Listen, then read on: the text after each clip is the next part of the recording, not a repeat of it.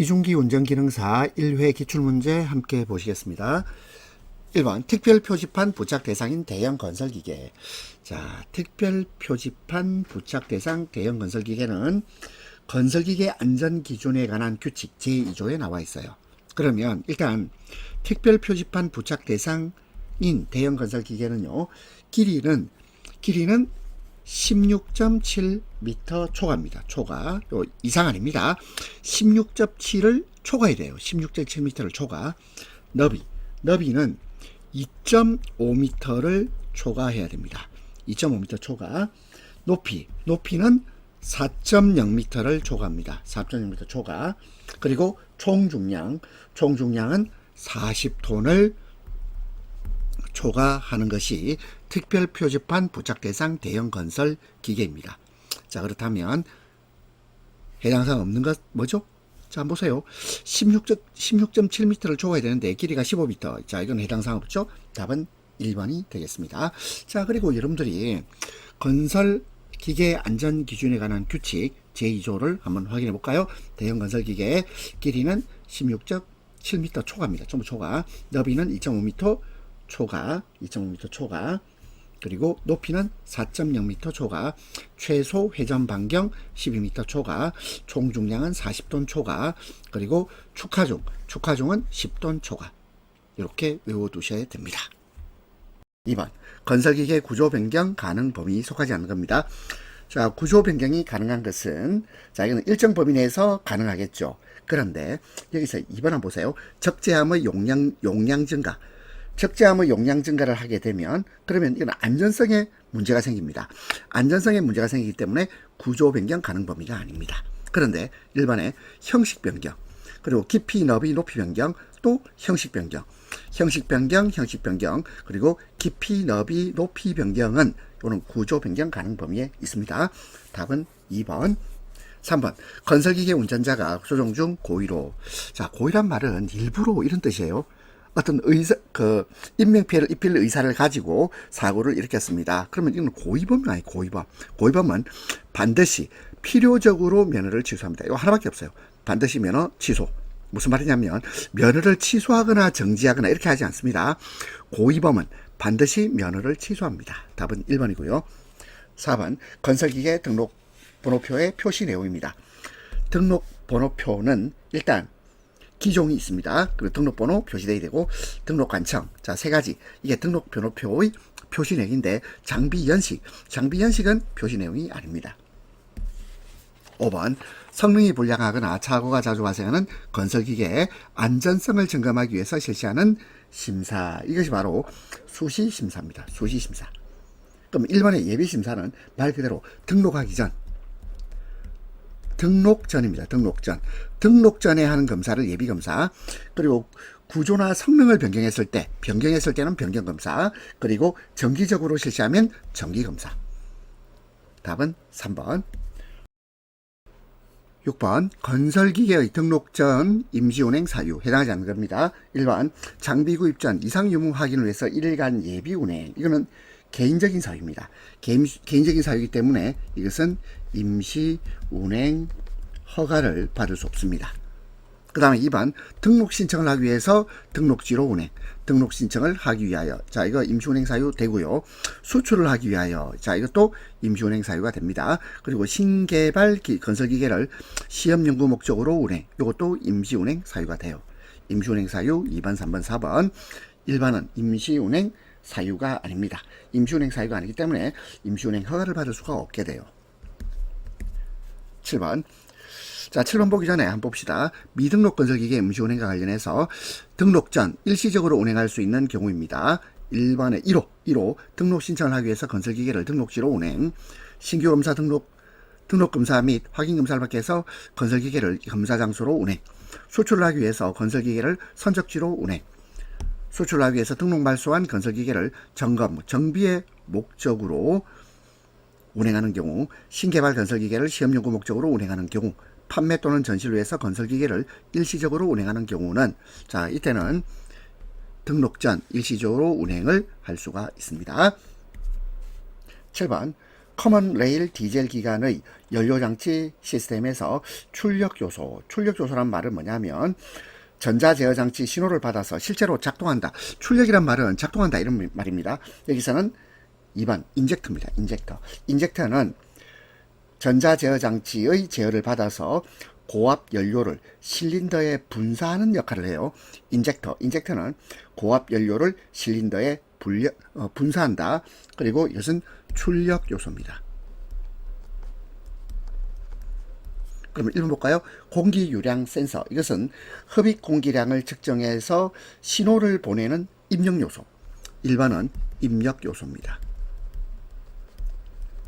그리고 4번 볼까요? 브레이크 스위치. 브레이크의 스위치는 브레이크 작동 여부를 감지해서 전자제어 장치에 신호를 보내요. 이것도 입력 요소. 1번과 4번은 입력 요소가 되겠고, 그 다음에 엔진 ECU. ECU란 말은 뭐냐면 E가 엔진이란 뜻이고 C는 컨트롤, U는 유닛. 자, 뭐 영어 쓰는 거 좀 불편하긴 합니다만, 자, 이거 번역하면 전자제어 장치라고 번역을 할 수 있겠습니다. 답은 2번.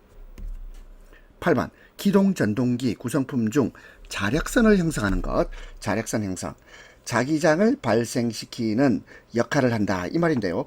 전류가 흐르면 자기장이 형성되어서 자력성을 형성하는 것은 계자 코일입니다. 계자 코일. 그런데 1번의 전기자, 3번의 슬립링, 4번의 브러쉬는 자력선을 형성하지 않습니다.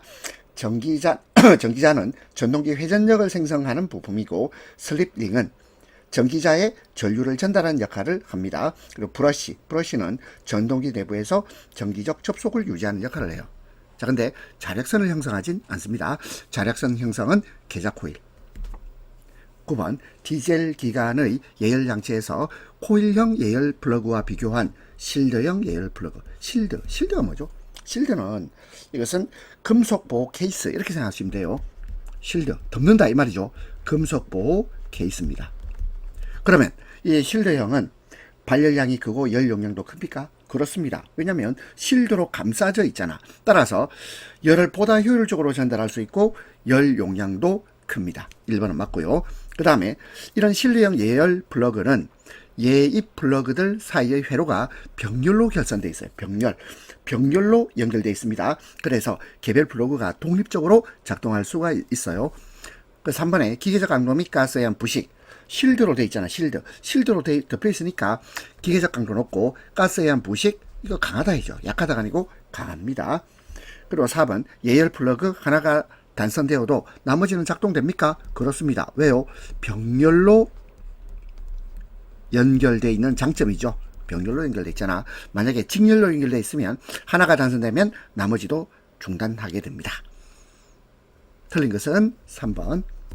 10번. 엔진 오일이 연소실로 올라오는 주된 이유입니다. 엔진 오일이 연소실로 올라오는 주요 원인은 피스톤 링이 마모되어서 그렇습니다.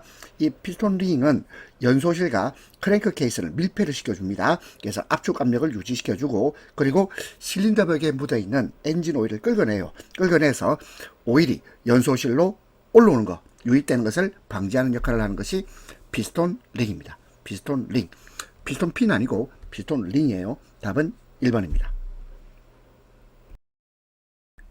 11번. 사행정 기간에서 1사이클을 완료할 때 크랭크 축은 몇 회전 하는가? 사행정 기간은 먼저 흡입, 압축, 폭발이란 말 대신 연소라고 표현하기도 합니다. 연소, 그리고 배기. 자, 4단계로 이루어져 있습니다. 그리고 각 행정은 크랭크 축이 180도 회전하는 동안 진행합니다. 180도. 그러니까 여기 180도, 180도, 180도, 180도.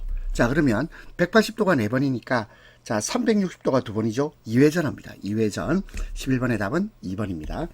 12번. 축전지의 전해액. 알맞은 것. 전해액이란 말은 전류를 흐르게 하는 역할을 하는 것을 전해액이라 그래요. 전류를 흐르게 하는 역할을 하는 물질을 전해액이라고 하는데, 축전지의 전해액은 묽은 황산입니다. H2SO4. 묽은 황산. 답은 4번이 되겠습니다. 13번 디젤 기관 연료 여과기에 설치된 오버플로우 밸브.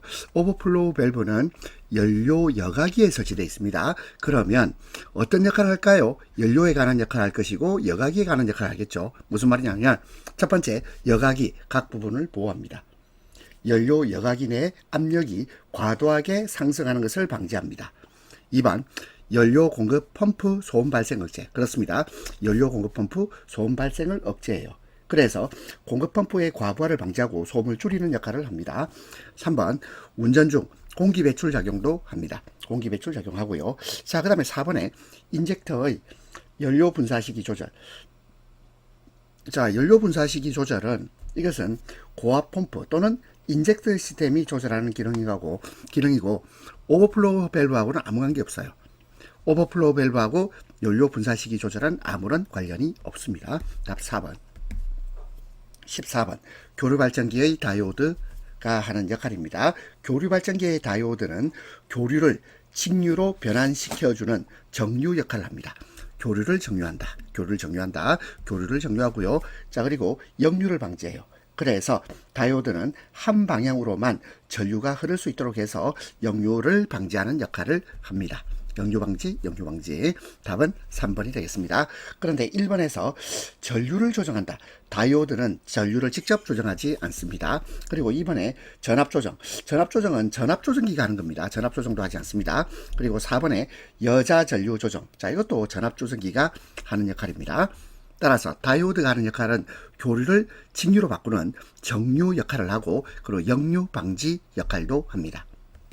15번 라디에이터에 대한 설명. 틀린 것입니다. 라디에이터는 엔진 냉각 시스템의 부품이고요. 엔진에서 발생한 열을 냉각수를 통해서 외부로 방출하는 역할을 합니다. 그리고 1번 라디에이터의 재료 대부분은 알루미늄 합금으로 사용돼요. 그렇기 때문에 알루미늄이 가볍고 내식성이 우수하거든요. 그래서 라디에이터의 재료 대부분은 알루미늄 합금입니다. 그리고 2번 다리 면적당 방열량이 커야 됩니다. 그래서 라디에이터는 열을 효과적으로 방출해야 되거든요. 다리 면적당 방열량이 커야 됩니다. 그래서 표면적이 넓게 설계됩니다. 그래서 3번 냉각 효율을 높이기 위해서 방열판이 설치되죠. 이 방열판이 부착되어서 열 방출 면적을 증가시키고 냉각 효율을 향상시킵니다. 4번 공기 흐름 저항이 크다. 공기 저항이 크면 어떻게 할까요? 그러면 공기의 양이 줄어들고 냉각 효과는 감소합니다. 따라서 공기 흐름 저항이 적어야 돼요. 적어야 냉각 효율이 높게 됩니다. 답 4번. 16번 디젤 기관의 연소실 중 연료 소비 효율이 낮으며 연소 압력이 가장 높은 연소실 형식인데 연료 소비율이 낮다 이 말의 의미는 연소 효율이 높고 열 손실이 적으면 연료 소비율이 낮습니다. 그리고 연소 압력이 가장 높다 이 말은 고압으로 직접 분사가 되기 때문에 연소 압력이 큰 것이에요. 이것이 직접 분사실식 또는 직접 분사식. 답은 3번입니다. 17번 유압장치에서 방향 제어 밸브 틀린 겁니다. 1번 방향 제어 밸브는 유체의 흐름 방향을 변환한다. 방향 제어하죠. 유체의 방향을 제어합니다. 맞고 2번 액추에이터의 속도 제어. 속도 제어는 누가 하는 거죠? 이것은 유량 제어 밸브가 하는 겁니다. 2번 틀렸고 3번 유체의 흐름 방향을 한쪽으로 허용합니다. 그죠? 한쪽으로 허용해요. 그래서 흐름을 한 방향으로만 허용하게 됩니다. 4번 유압 실린더나 유압 모터 작동 방향을 바꾸는 데 사용됩니다. 답은 2번. 18번 유압 펌프가 작동 중 소음 발생. 원인으로 틀린 겁니다. 1번 펌프 측의 편심 오차가 크다. 편심 오차는 정확히 원 중심을 기준으로 회전을 해야 되는데 그렇게 하지 않고 흔들리면서 돌아가는 것. 편심 오차가 크면 소음 발생이죠. 2번 펌프 흡입관 접합부로부터 공기가 유입된다. 당연히 소음 발생하겠네요. 그 다음에 3번 릴리프 밸브 출구에서 오일 배출. 오일이 릴리프 밸브 출구에서 배출된다고 해서 반드시 펌프에서 소음이 발생하는 건 아니에요. 오일이 배출된다고 해서 소음이 발생하는 것은 아닙니다. 물론 릴리프 밸브는 하는 역할이 유압 시스템의 과압을 방지하기 위해서 작동하는 장치입니다. 4번 스트레이너. 스테린은 여과기입니다. 여과기가 막혀서 흡입 용량이 너무 적다. 흡입 용량이 너무 작아지면 그러면 펌프 흡입이 불균형해지고 따라서 캐비테이션이 발생합니다. 소음이 증가할 수 있겠죠. 따라 틀린 것은 3번입니다. 19번 자체 중량에 의한 자유낙하 등을 방지하기 위해서 회로의 배압. 배압이란 말은 자 영어로 한번 써볼까요? 백 프레셔. 자 배압입니다. 자 압력의 압력, 되돌아오는 압력, 이 배압을 유지하는 밸브. 이게 카운터 밸런스 밸브입니다. 답은 4번. 카운터 밸런스 밸브는 중력 등에 의해서 하강하려는 부하를 제어하고 그리고 자 모터에 유압 실린더나 모터에 과속을 방지하는 역할을 하게 됩니다. 그래서 배압 유지 기능을 한다. 카운터 밸런스 밸브. 1번의 감압. 감압은 압력을 낮춘다는 뜻입니다. 체크 밸브는 유체 흐름을 한 방향으로만 흐르게 해서 역류 방지. 체크 밸브는 역류 방지입니다. 그리고 3번의 릴리프 밸브. 릴리프 밸브는 과도한 압력을 방출한다 그랬죠. 답은 4번입니다.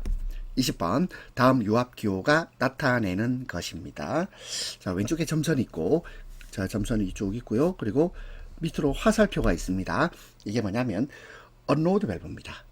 언로드 밸브. 언로드란 말은 무부하 이 말이거든요. 답은 4번입니다. 그래서 무부하 밸브는 유압 시스템에서 부하가 걸리지 않는 상태에서 유압 오일을 탱크로 되돌려 보내요. 유압 오일을 탱크로 되돌려 보내는 역할을 하는 것이 무부하 밸브. 답은 4번입니다. 21번 유압 모터의 종류에 포함되지 않는 것. 유압 모터는요 기배풀입니다. 기배풀. 기어형, 베인형, 플런저형. 기배풀.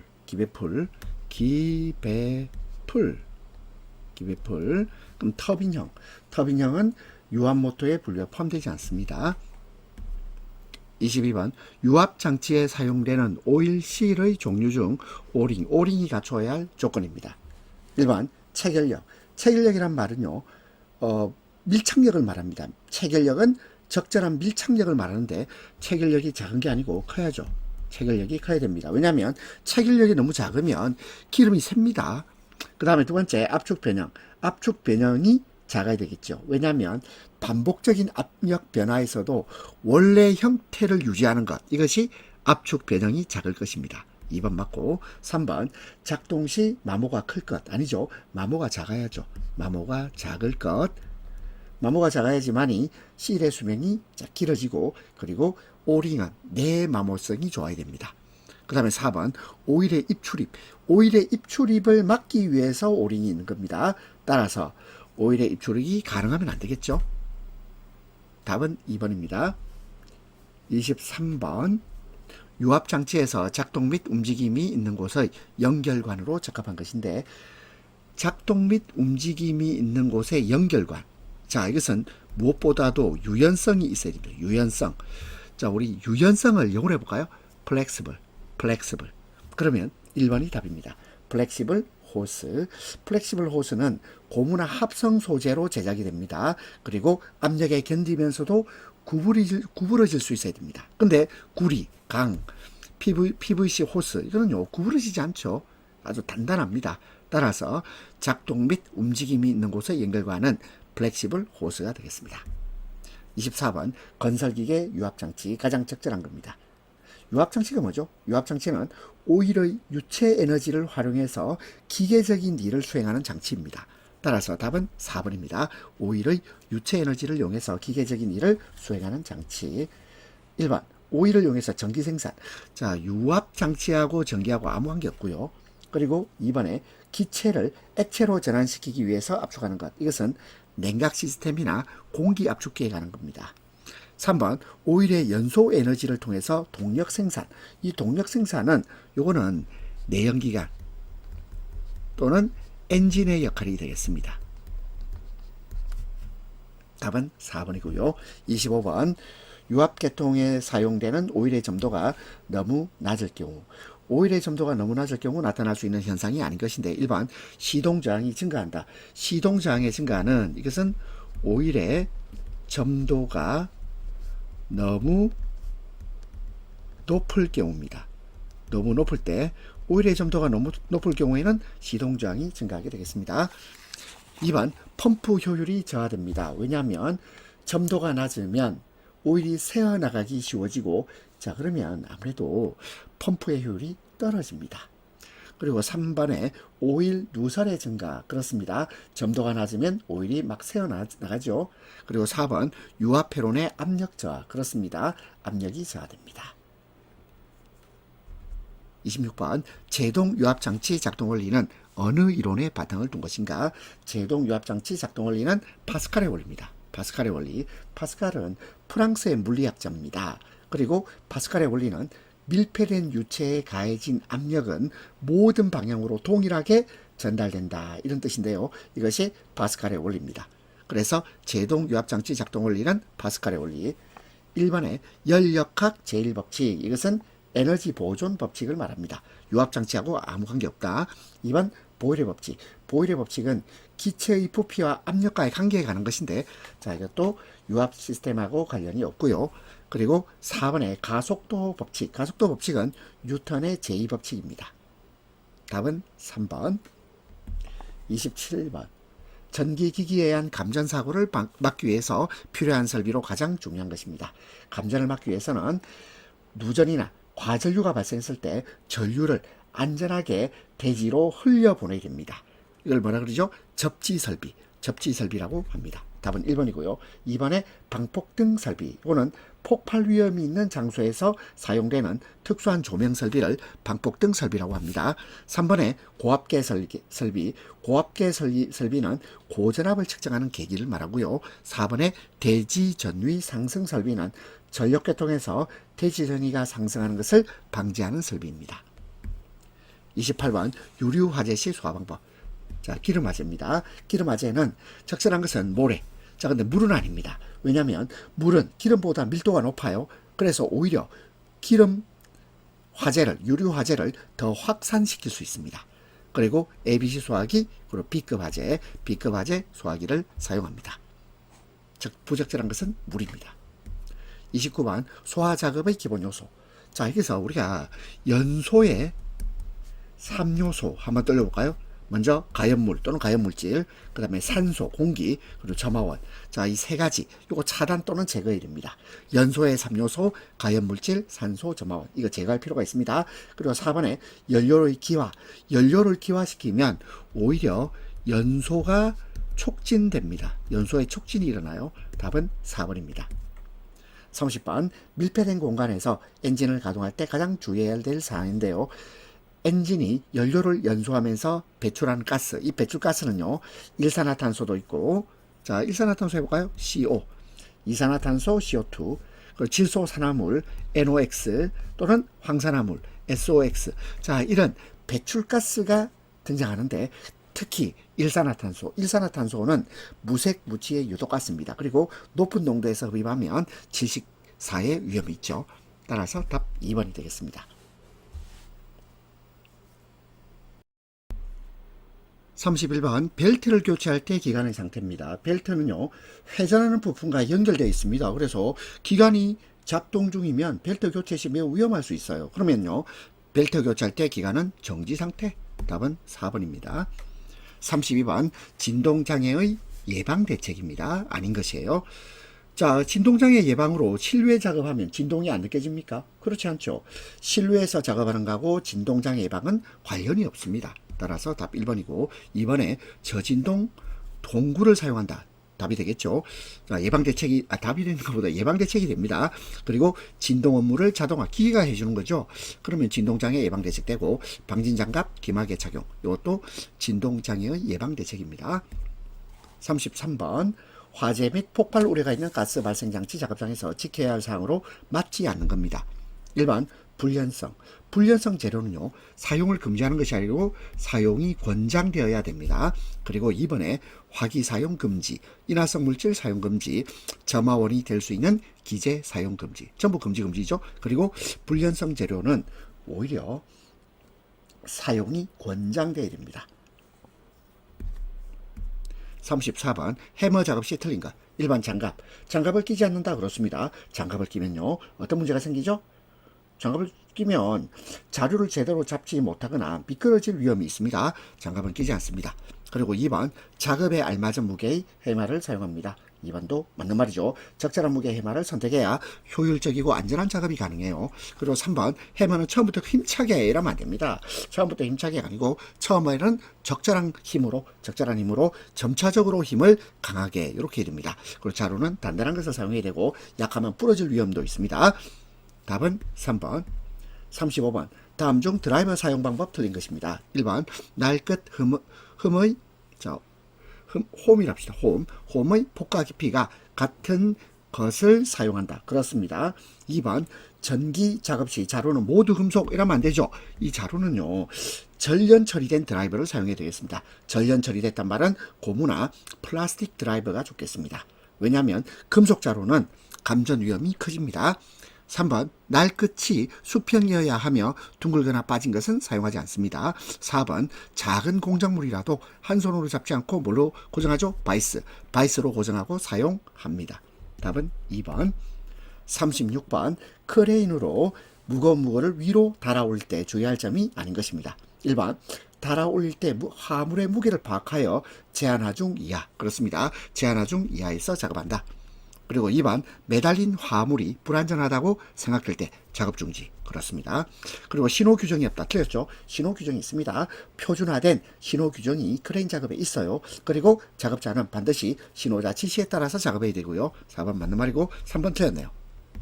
37번, 화물 인양시 줄거리용 와이어로프 장력이 걸리면 일단 정지하여 점검해야 할 내용이 아닌 것입니다. 1번, 장력의 배분 맞는지 확인. 그리고 2번, 와이어로프의 종류와 규격 확인은 이것은 인양 작업 전에 이미 점검이 됐어야 됩니다.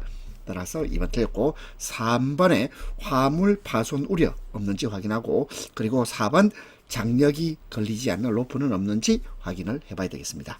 답 2번. 38번, 권상용 드럼에 플리트 각도를 두는 이유. 플리트 각도는 와이어 로프가 드럼에 감길 때 로프가 드럼의 홈을 벗어나거나 엉키지 않도록 일정한 각도를 유지할 때 그 각도를 플리트 각도라고 합니다. 그렇다면 이 플리트 각도를 두는 이유는 뭐겠습니까? 와이어 로프가 엇갈려서 겹쳐 감김을 방지하기 위한 거죠. 답은 4번이 되겠습니다. 39번, 기중계에 대한 설명 중 틀린 것 모두 골라라. A번, 붐의 각각과 기중 능력. 붐의 각도가 크면 클수록, 자, 붐의 각이 크단 말은 뭐냐면 붐이 수직에 가깝다 이 말입니다. 그러면 기중 능력, 하중을 들어 올리는 능력은 증가합니다. 붐의 각이 커지면 커질수록, 붐의 각이 커진단 말은 붐이 수직에 가까울수록 기중 능력, 하중을 들어 올리는 능력이 증가해요. 그럼 이게 비례한 게죠. 반비례합니다. 그 다음에 붐의 길이가 길어지면 길어질수록 작업 반경은 커지겠죠. 또 비례입니다. 그 다음에 10번, 상부 회전체의 최대 회전각은 270도가 아니고 360도입니다. 360도. 따라서 A와 B가 틀렸죠. 그 C도 틀렸네. 다 틀렸네. 틀린 것을 골라라. 답은 4번입니다. 40번, 기중기 드래그 라인 작업 방법 틀린 것입니다. 1번, 도랑을 팔 때 경사면이 크레인 앞쪽에 위치하도록 합니다. 2번, 굴착력을 높이기 위해서 버킷 투스를 날카롭게 연마합니다. 3번, 기중기 앞에 작업한 토사를 쌓아놓지 않습니다. 왜냐하면 토사를 크레인 앞에 쌓아놓으면 작업 공간이 좁아지고 크레인의 안정성을 해칠 수 있어요. 그리고 4번, 드래그 베일 소켓. 이 소켓은 버킷을 원활하게 움직일 수 있도록 앞쪽으로 당기는 방향으로 조정해야 됩니다. 앞쪽으로 당기는 방향으로 조정해야 되는데 페어리드 쪽으로 당긴다. 이게 틀렸죠. 그렇지 않고 앞쪽으로 당기는 방향으로 조정해야 됩니다. 방향으로 조정을 해야 한다. 따라서 4번이 틀렸습니다. 41번, 그림과 같이 기중기에 부착된 작업장치, 이것은 파일 드라이버입니다. 파일 드라이버. 그래서 건설 현장에서 말뚝을 땅에 박아서 건축물이나 구조물의 기초를 지지하기 위해서 사용되는 장비, 파일 드라이버.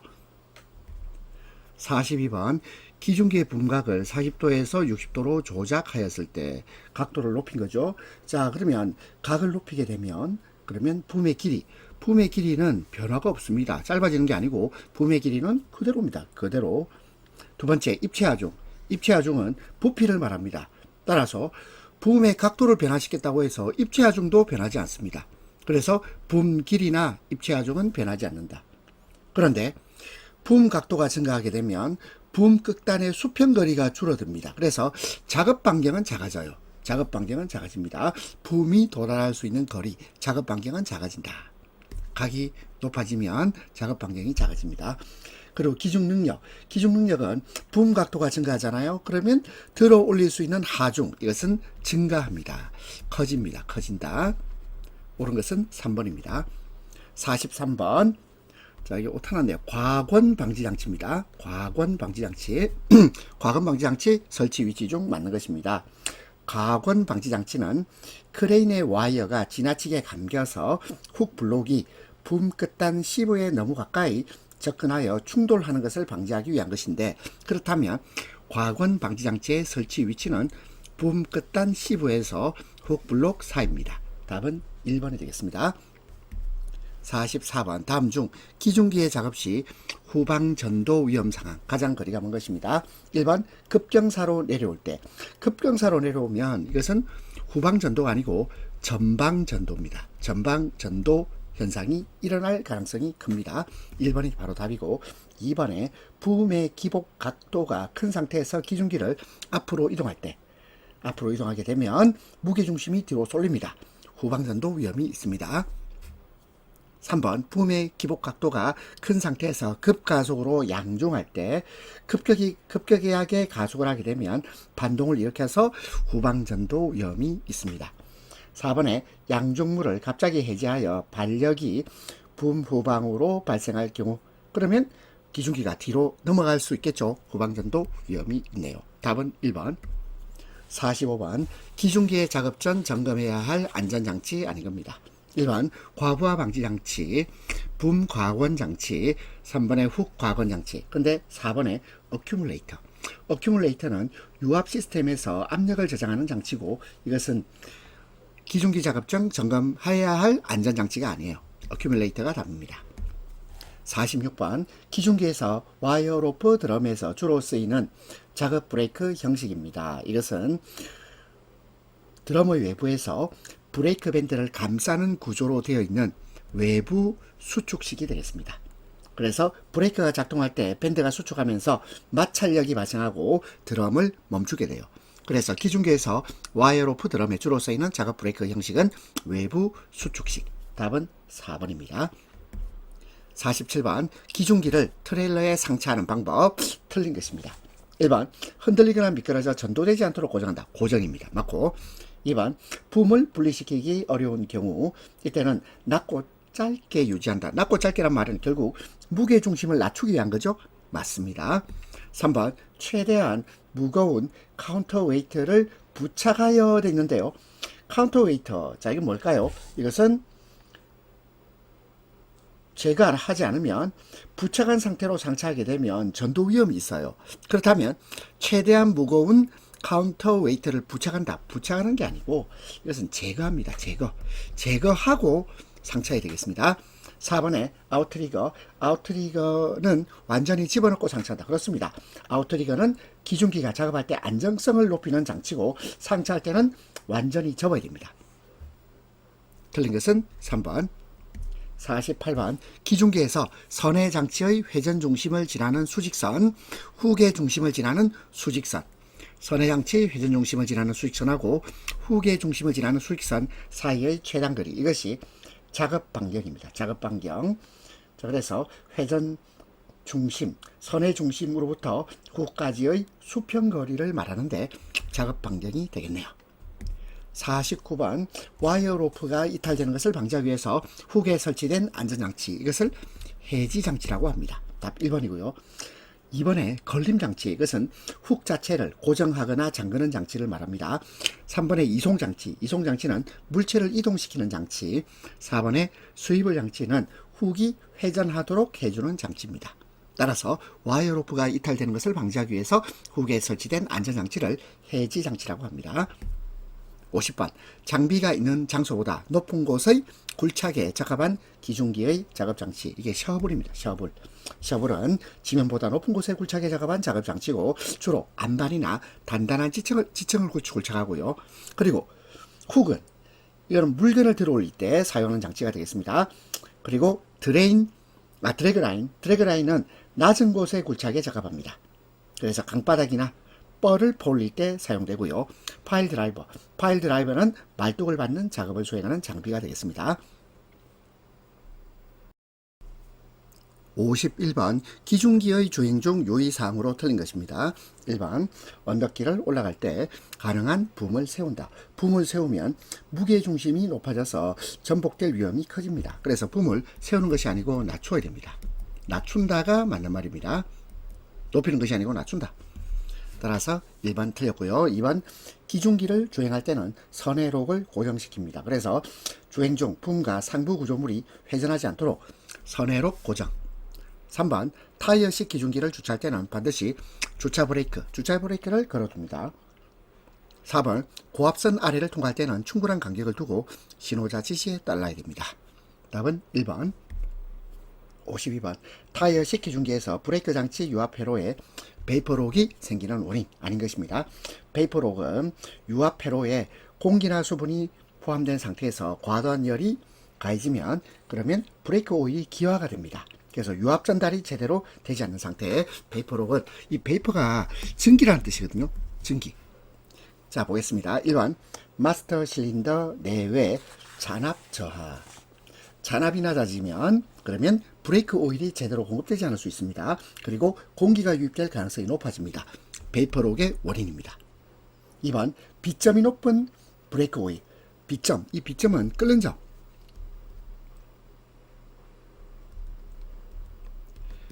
끓는 점인데, 끓는 점이 높은 브레이크 오일은 열에 강하죠. 쉽게 기화되지 않습니다. 그러면 쉽게 기화되지 않기 때문에 베이퍼록의 원인이 되지 않습니다. 3번 드럼과 라이닝의 끌림에 의한 가열. 끌리면 과도한 마찰열이 생깁니다. 그리고 브레이크 오일의 온도를 상승시킬 수 있고, 그러면 브레이크 오일이 가열되어 기화 가능성이 있습니다. 그래서 베이퍼록이 생기게 됩니다. 4번 긴 내리막길에서 과도하게 브레이크를 사용하게 되면 브레이크 시스템의 온도가 상승하게 되고 브레이크 오일이 가열됩니다. 기화되고요. 베이퍼록 원인이 됩니다. 답은 2번. 53번 와이어 로프의 구성 요소 중 심강, 코어, 심강의 역할 해당하지 않는 것. 1번 충격 흡수. 그렇습니다. 외부 충격을 완화시킵니다. 2번에 마멸 방지. 자, 직접적으로 와이어가 마찰하는 것을 줄임이죠. 마멸 방지 맞고. 3번 부식 방지. 그래서 심강이 와이어 로프 내부의 부식을 방지하는 역할을 합니다. 4번에 풀림 방지. 풀림 방지는 이것은 스트랜드의 꼬임 방식이나 외부 피복에 의해서 결정되는 거지 심강의 역할이 아닙니다. 풀림 방지는 심강의 역할이 아닙니다. 답은 4번. 54번 기중기 작업 장치 중 디젤 해머로 할 수 있는 작업입니다. 해머로 뭘 할 수 있을까요? 말뚝을 땅에 박는 작업. 자, 파일 항타 할 수 있겠죠. 답 1번입니다. 2번 수중굴착은 주로 수중굴착기라는 장비를 사용합니다. 디젤 해머하고 상관없고요. 수직굴토, 이거는 집안을 수직으로 굴착하는 작업이고요. 또는 굴착기 등의 장비를 이용합니다.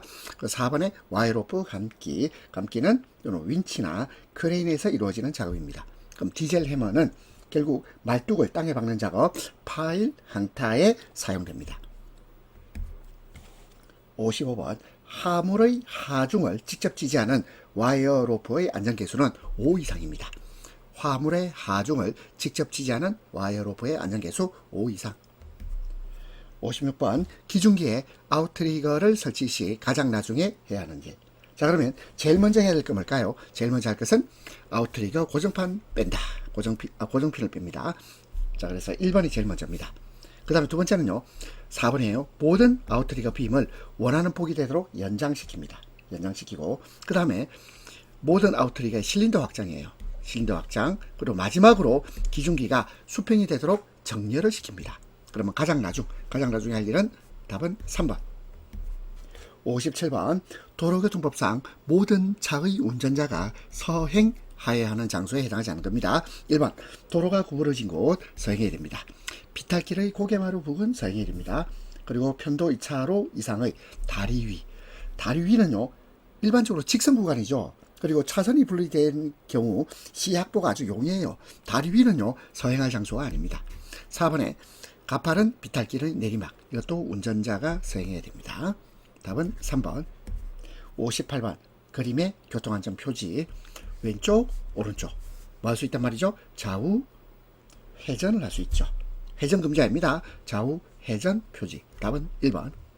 59번 도로교통법상 정의된 긴급자동차. 1번 응급전신전화 수리공사에 사용되는 자동차, 긴급자동차입니다. 긴급한 경찰 업무 수행에 사용되는 자동차, 경찰차죠. 긴급자동차. 위독 환자 수혈을 위한 혈액운송 차량, 우리 적십자 혈액원의 차량이에요. 긴급자동차입니다. 근데 4번에 학생운송 전용 버스는, 자, 이것은 긴급자동차가 아닙니다. 답은 4번. 자, 한번 확인해 봅시다. 도로교통법 2조 긴급자동차는요 소방차, 구급차, 혈액공급 차량, 그 밖에 대통령령 시행령입니다. 시행령으로 정하는 자동차. 자, 그러면 도로교통법 시행령 봐야 되겠죠? 도로교통법 시행령 좀 긴데 한번 보겠습니다.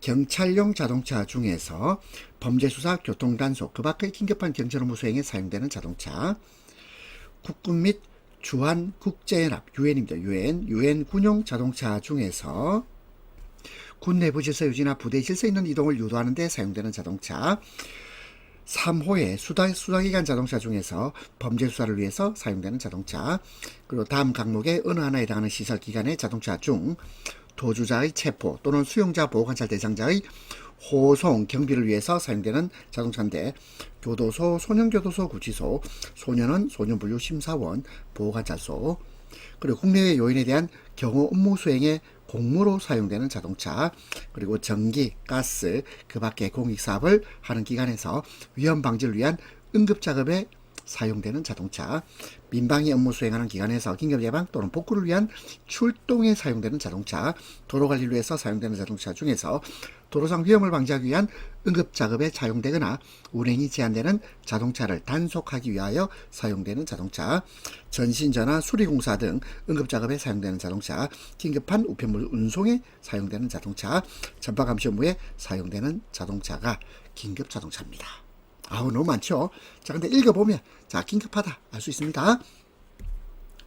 60번 승차 또는 적재 방법과 제한해서 운행상의 안전 기준을 넘어서 승차 또는 승차 및 적재가 가능한 경우는, 이때는 출발지 관할입니다. 도착지 관할 아니고 출발지를 관할하는 경찰서장의 허가, 출발지를 관할하는 경찰서장의 허가를 받은 때입니다. 자, 여러분들 기중기 운전기능사 1회 기출문제 잘 풀어보셨습니다.